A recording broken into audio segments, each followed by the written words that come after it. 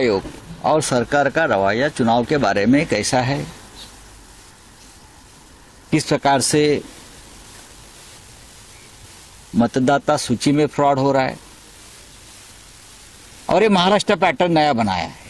तो मैंने भी कल कहा कि दिल्ली में भी महाराष्ट्र पैटर्न लागू किया है और महाराष्ट्र पैटर्न जैसा है वैसा ही दिल्ली में काम चल रहा था।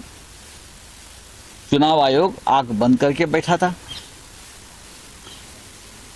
और मुझे कल पूछा, मैंने कल कहा कि 39 लाख वोट जो महाराष्ट्र में 5 महीने में बढ़े, उसका आगे क्या होगा।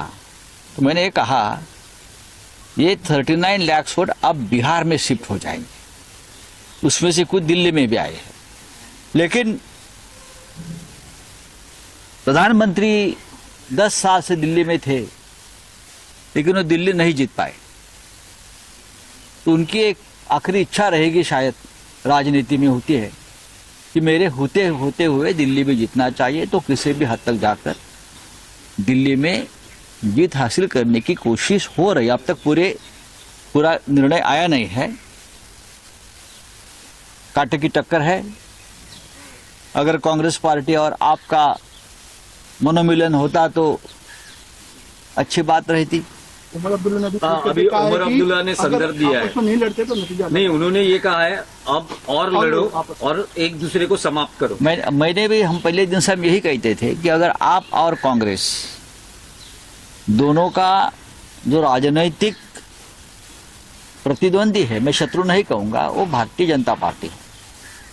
हमको भारतीय जनता पार्टी की हराने के लिए, सत्ता से दूर करने के लिए आप भी लड़ती है, कांग्रेस भी लड़ती है, लेकिन अलग अलग लड़ते हैं। अगर एक साथ होते तो दिल्ली का नतीजा डेफिनेटली पहले 1 घंटे में ही बीजेपी की हार सुनिश्चित हो जाए। लेकिन कांग्रेस कुछ खास परफॉर्मेंस नहीं कर पाई, सिर्फ एक जगह पर ही वो आगे दिख रही है। खाता खोल दिया बस, और क्या है। खाता खोलने के लिए ही सब लोग उतरते हैं मैदान में, लेकिन उससे हमको सबक लेना चाहिए। सबसे पहले दिल्ली में 5 साल से केजरीवाल सरकार को कोई काम करने नहीं दिया। जो लेफ्टिनेंट गवर्नर है वो गुजरात से लाए हैं, मिस्टर सक्सेना, आपको मालूम है।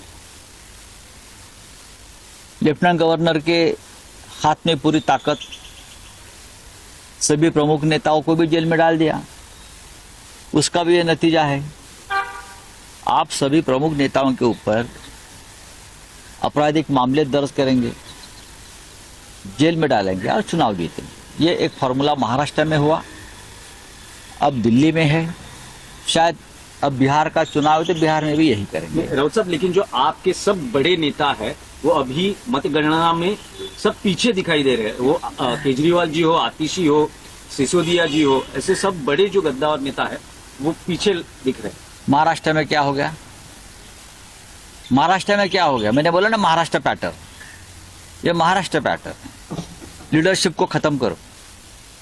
जो लीडरशिप मोदी जी के सामने खड़े होने की कोशिश करते हैं, उनको हर हाल में खत्म कर दो, हरा दो, चाहे कोई भी कीमत चुकानी पड़े, हरा दो। लेकिन ये महाराष्ट्र में हुआ है, ये हरियाणा में हुआ। लोग क्या आपको लगता है बीजेपी को वोट कर रहे हैं? नहीं नहीं नहीं, बीजेपी को वोट करना कोई नहीं चाहता है। ये तो जबरदस्ती का वोटिंग है। नहीं, लेकिन